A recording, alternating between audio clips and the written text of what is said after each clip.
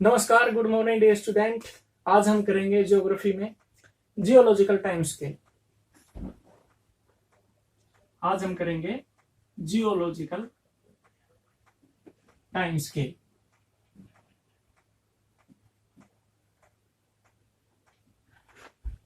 देखिए, geological time scale, father of geological time scale. देखिए, father of geological time scale. देखिए, बहुत से लोगों ने टाइम स्केल दिया है, उन्होंने हर एक नई चीज उसके अंदर ऐड की और वो क्या कहलाने लगे, फादर कहलाने लगे। जैसे जियोवानी अर्ड दुनिया 1760 में इन्होंने क्या दिया, जियोलॉजिकल टाइम स्केल दिया। इसके बाद में काफ्तेदा बफन, इन्होंने भी जियोलॉजिकल टाइम स्केल दिया। उसके बाद में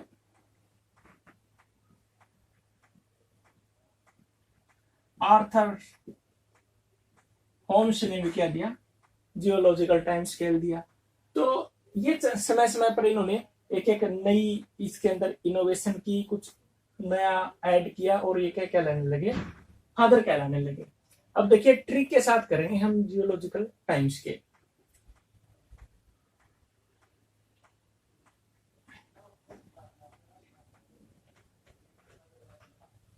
देखिए, 4.5 बिलियन ईयर एगो, यानी 4.5 अरब साल पहले हमारी क्या थी, पृथ्वी की आयु बताई जाती है। यानी इतने साल पहले हमारी पृथ्वी क्या है, बनी थी 4.5 साल। इसको ना, इस डाटा को कहीं 4.56 या 4.8 तक लिख देते हैं अलग अलग बुकों में। यानी अप्रोक्सीमेटली है, मानी गई है। एक्यूरेट तो किसी को नहीं पता कब हमारी पृथ्वी बनी थी, यानी अनुमान है, एक आइडिया है, एक थ्योरी है बस। इतने साल पहले हमारी पृथ्वी का निर्माण हुआ था, उससे ज्यादा और कुछ नहीं है। अब देखिए, इतने यानी 4.5 बिलियन ईयर एगो हमारी पृथ्वी बनी, और हमें पता कितना है वो जियोलॉजिकल टाइम स्केल के माध्यम से हम आपको समझाएंगे। यानी हमें कितने साल पहले तक का ज्ञात है कि उस टाइम पे ये बना, उस टाइम पे ये बना, वो करेंगे हम जियोलॉजिकल टाइम स्केल में। अब देखिए, इसके अंदर है ना, ईरा होते हैं। देखिए, सबसे जो बड़ा होता है ईरा, इससे भी बड़ा होता है इयोन होते हैं।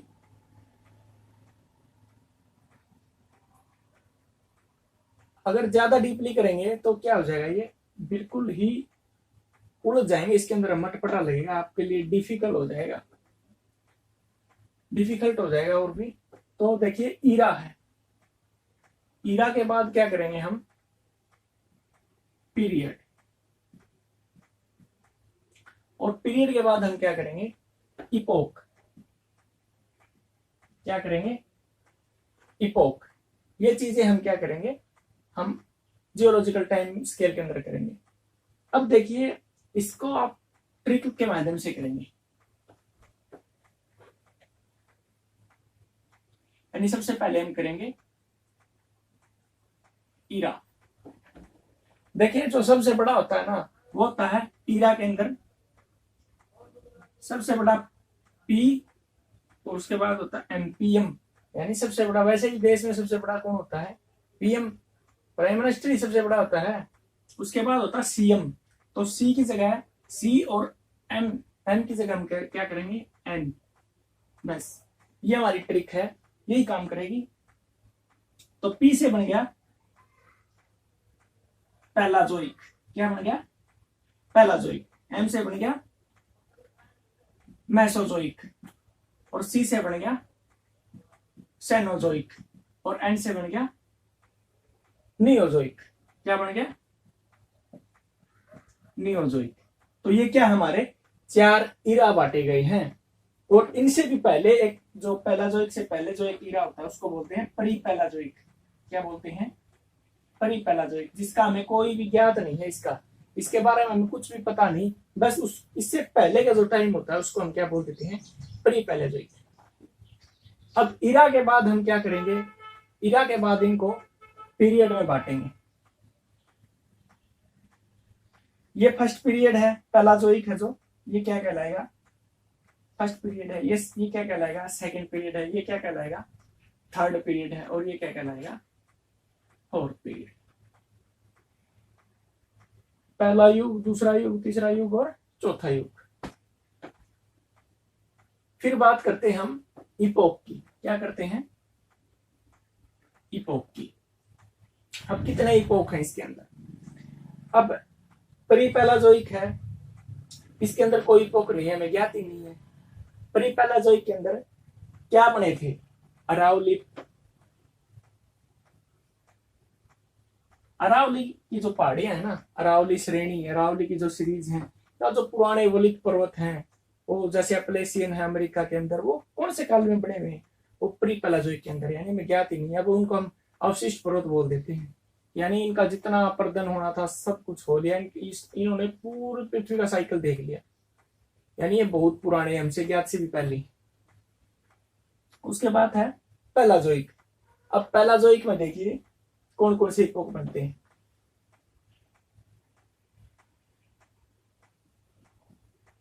देखिए सबसे पहला बनेगा कैम्ब्रियन। क्या बनेगा? कैम्ब्रियन। उसके बाद बनेगा ओर्डोविशियन। क्या बनेगा? ओर्डोविशियन। उसके बाद बनेगा सिलूरियन। क्या बनेगा? सिलूरियन बनेगा। उसके बाद फिर क्या बनेगा?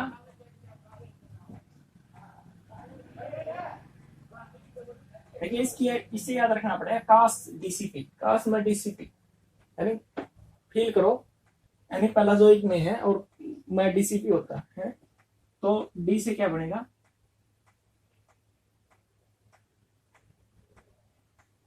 कैम्ब्रियन, ऑर्डोविशियन, सिलूरियन, डिवोनियन और कार्बोनिफेरस और परमियन। क्या बनेगा? परमियन। अब ये इसके अंदर 6 इपोक बने हैं पैलाजोइक के अंदर, और इससे याद रखने हैं कास्ट डीसीपी। सी से कैम्ब्रियन सबसे प्राचीन युग है। कैम्ब्रियन हमारा सबसे प्राचीन युग है। कैम्ब्रियन के अंदर बिना रीढ़ की हड्डी वाले जीवों का जन्म हुआ था। जो कैम्ब्रियन इपोक है इसके अंदर बिना रीढ़ की हड्डी वाले जीवों का जन्म हुआ था कैम्ब्रियन के अंदर। और कब था ये? आज से 60 करोड़ साल पहले था। कब था? आज से 60 करोड़ साल पहले कैम्ब्रियन युग था। उसके बाद है ओर्डोविशियन। ओर्डोविशियन, इसमें क्या था? रीढ़ की हड्डी वाले जीवों का जन्म होना शुरू हो गया। रीढ़ की हड्डी वाले जीवों का कब शुरू हुआ? ओर्डोविशियन। ओर्डोविशियन कब था? आज से 50 करोड़ साल पहले ओर्डोविशियन था। यानी हमें देखिए 4.5 अरब साल पहले पृथ्वी बनी थी और हमें ज्ञात कितना है? 60 करोड़ का। बस 60 करोड़ साल पहले कैम्ब्रियन युग में बिना रीढ़ की हड्डी वाले जीवों की उत्पत्ति हुई थी, और ऑर्डोविशियन में रीढ़ की हड्डी वाले जीवों की उत्पत्ति हुई थी। था कब? 50 करोड़ साल पहले। उसके बाद है सिलूरियन। सिलूरियन में क्या था? कोरल रीफ, समुद्री प्रवाल या समुद्री काई, जो ये चीजें है ना, ये कब पैदा हुई थी?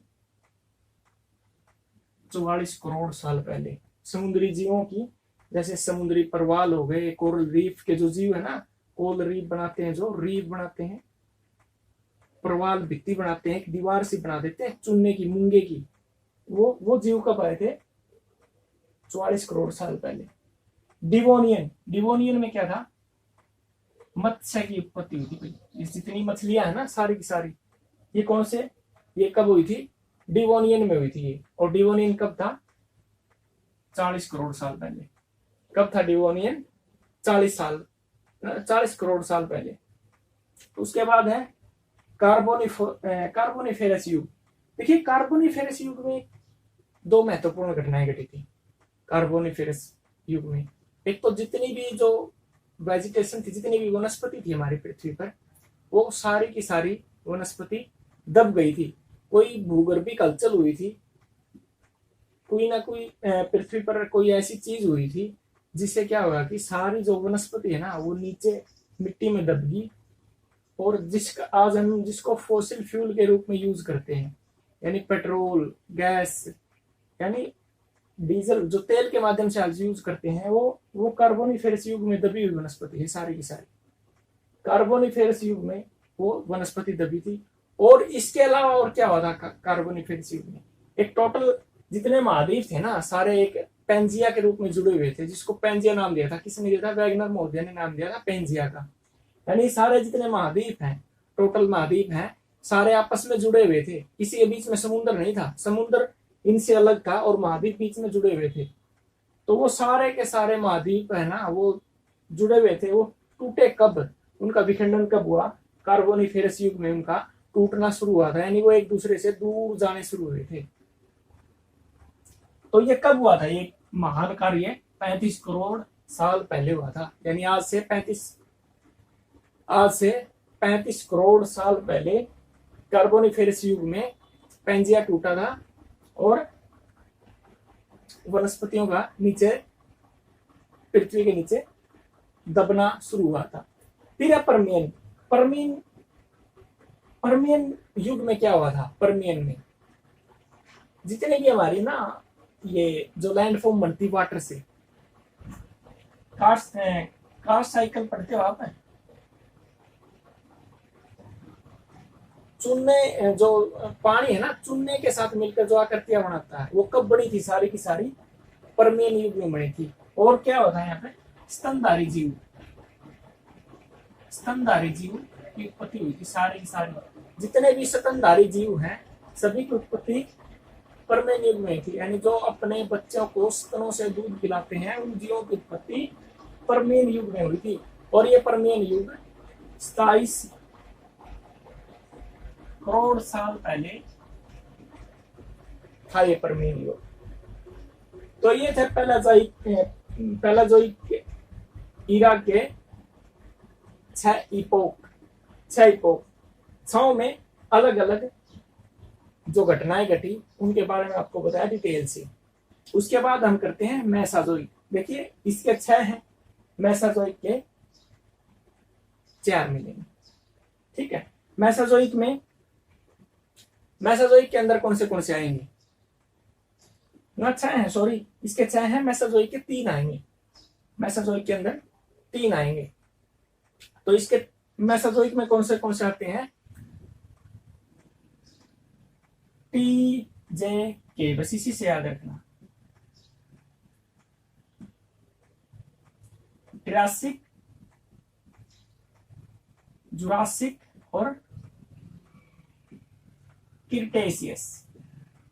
ठीक है, ट्रासिक, जुरासिक और क्रिटेशियस। अब ट्रासिक, अब देखिए परमियन के बाद आएगा ट्रासिक। अब इसमें भी जो स्तनधारी जीव है ना वो धीरे धीरे ट्रासिक तक क्या हुए? डेवलप हुए। स्तनधारी जो जीव हैं, अब एक जीव तो है नहीं स्तनधारी, लगभग सभी जीव अपने बच्चों को दूध पिलाने का कार्य करते हैं। तो वो ये दौर कब तक चला? ट्रासिक युग तक ये दौर चला। और ये कब था? 22.5 करोड़ साल पहले था। जुरासिक फिल्म का नाम भी है। जुरासिक एक पूरी सीरीज भी है हॉलीवुड की। और जुरासिक है ना, फ्रांस के अंदर जूरा पर्वत है, और जूरा पर्वतों के नाम पर हम्बोल्ट ने इसका नाम क्या रखा था? इस काल जुरासिक। तो यहां पर क्या था? डायनासोर थे इस काल में। जैसे अब जो काल चल रहा है ना, कौन सा चल रहा है? होलोसीन चल रहा है। और इसमें सबसे जो शक्तिशाली जो जीव है, मैन इज मास्टर एनिमल, तो अब मानव है। लेकिन जब ये जुरासिक काल था ना, यहाँ पर सबसे शक्तिशाली जीव कौन था? डायनासोर हुआ करते थे, पृथ्वी के राजे महाराजे, किंग। तो ये डायनासोर का काल था। डायनासोर सबसे शक्तिशाली जीव हुआ करते थे इस काल लगे।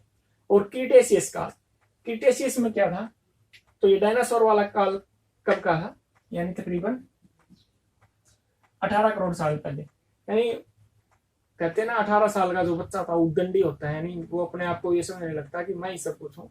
तो याद रख लेना इससे थोड़ा सा जोड़ के, डायनासोर 18 करोड़ साल पहले थे जुरासिक काल में। क्रिटेशियस कब था, ये 13.5 करोड़ वर्ष पहले था। क्या हुआ था क्रिटेशियस युग में, ज्वालामुखी घटनाएं हुई थी। क्या हुई थी, ज्वालामुखी घटनाएं बहुत जोरों से हुई। पृथ्वी के भूगर्भ के अंदर बहुत तेजी से हलचलें शुरू हुई और ज्वालामुखी के रूप में लावा बाहर निकलने लगा।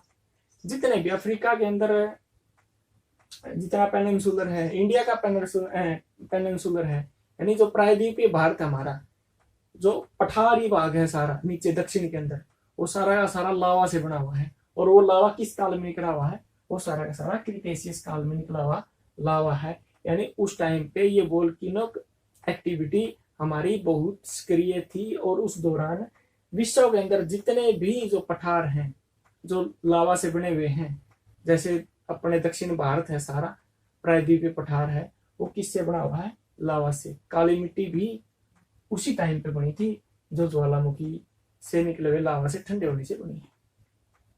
तो ये इसके 3 इपोक थे। किसके थे, मेसोजोइक के थे, मेसोजोइक के। उसके बाद आता है सीनोजोइक। अब सीनोजोइक के कितने पार्ट हैं, सीनोजोइक के हैं 4 पार्ट। ईओएमपी, इयोसीन, ओलिगोसीन, मायोसीन और पलियोसीन। ये क्या है, इसके 4 इपोक हैं सीनोजोइक की। पीरियड है इसका टेरिटरी, यानी 3rd पीरियड के अंदर ये एक्टिविटी हुई थी सीनोजोइक। सीनोजोइक इपोक के अंदर इयोसीन के अंदर इयोसीन इपोक के अंदर ग्रेट हिमालय बना था। ग्रेट हिमालय, हमारा महान हिमालय। देखिए ग्रेट हिमालय का जो निर्माण है ना, ग्रेट हिमालय, महान हिमालय, सबसे ऊंचा वाला हिमालय हमारा कब बना था, इयोसीन के अंदर। कब बना था, 7 करोड़ साल पहले। कितने साल पहले, 7 करोड़ साल पहले। 7 अजूबे इस दुनिया में, याद रख लियो। हिमालय है तो नहीं अजूबा में शामिल, लेकिन याद रख लेना हमारे लिए तो अजूबा ही है। फिर है ओलिगोसीन। ओलिगोसीन में कौन है, देखिए मानव प्रजाति के बंदर आ गए थे भाई।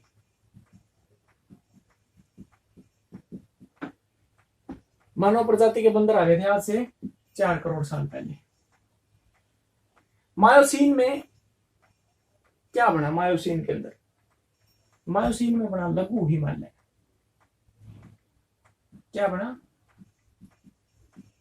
मायोसीन के अंदर बना लघु हिमालय। कब बना, 2.5 करोड़ साल पहले। ठीक है, 2.5 करोड़ साल पहले। फिर है प्लियोसीन। इसमें क्या बना, सबसे आखिरी हिमालय जिसको बोलते हैं शिवालिक की पहाड़ियां। शिवालिक जो हिमालय है उसका निर्माण कब हुआ, प्लियोसीन के अंदर हुआ। कब हुआ, तकरीबन 1 करोड़ 10 लाख साल पहले। कब बना, 1 करोड़ 10 लाख साल पहले प्लियोसीन में शिवालिक हिमालय का निर्माण हुआ। तो ये तो था हमारा सीनोजोइक। सीनोजोइक के बाद आता है नियोजोइक। नियोजोइक में 2 ही काल हैं, एक वर्तमान में चल रहा है, एक इससे पहले था, जिसको बोलते हैं प्लीस्टोसीन। क्या बोलते हैं, प्लीस्टोसीन। और जो अब चल रहा है उसको बोलते हैं होलोसीन। ये 2 ही काल थे। प्लीस्टोसीन के अंदर सब जगह पूरी पृथ्वी पर, पूरी ब्रह्मांड में, पूरी सृष्टि में बर्फ ही बर्फ जमी हुई थी। इसको बोलते हैं आइस एज। क्या बोलते हैं, आइस एज। आइस एज पूरी पृथ्वी पर प्लीस्टोसीन युग में थी, हर जगह बर्फ ही बर्फ जमी हुई थी। इसके क्या कारण हो सकते हैं? देखिए, जो प्लेस्टोसीन है, क्यों क्यों हिमयुग आता है पृथ्वी पर? अब प्लेस्टोसीन है, अब प्लेस्टोसीन में हिमयुग आया था, अब गर्म युग चल रहा है, होलोसीन गर्म युग है। लेकिन एक दौर ऐसा आएगा, उसके बाद फिर हिमयुग आएगा, यानी पूरी जो पृथ्वी है वो हिमयुग में बदल जाएगी। हिमयुग का मतलब ये नहीं कि शिमला की तरफ बर्फ पड़ने लग जाएगी या यूरोपियन कंट्रियों की तरफ बर्फ पड़ने लग जाएगी। पूरी पृथ्वी पर 3-4 किलोमीटर मोटी परत के रूप में बर्फ जम जाएगी। इसका कारण होता है, यानी जो सूर्य है 23.5 डिग्री हमारी पृथ्वी झुकी हुई है, यानी वो एंगल बदलना, उसकी दूरी, उसकी जो घूमना की अंडाकार जो शेप है वो बदलना, या किसी न किसी तरह से सूर्य का प्रकाश पृथ्वी तक न पहुंचना, या उसका पृथ्वी पर थोड़ी सी बर्फ जमती है ना, वो बहुत ज्यादा बर्फ जमाव का कार्य करती है। यानी किसी जगह पर बर्फ जम गई, मान लो आज हमारे हिमालय पर्वत पर बर्फ जमती है, वो तो अब गर्मी पड़नी शुरू हो जाती तो पिघल जाती है। लेकिन क्या करती है, जब बर्फ जमती है ना एक जगह, जैसे ही सोलर रेडिएशन आती है, सूर्य से किरणें आती हैं, वो उस बर्फ से टकराकर वापिस ही ऊपर चली जाती हैं। क्यों चली जाती हैं? क्योंकि सफेद होती है बर्फ, और बर्फ से टकराकर क्या होती है, एल्बिडो बोलते हैं उस चीज को। इस प्रोसेस को क्या बोलते हैं? एल्बिडो, यानी आई टकरा के चली गई बर्फ से। तो वो क्या करती है, और ज्यादा बर्फ जमाने का कार्य करती है। जब आसपास कहीं बर्फ जम रही हो तो उसके आसपास और ज्यादा बर्फ जमनी शुरू हो जाएगी।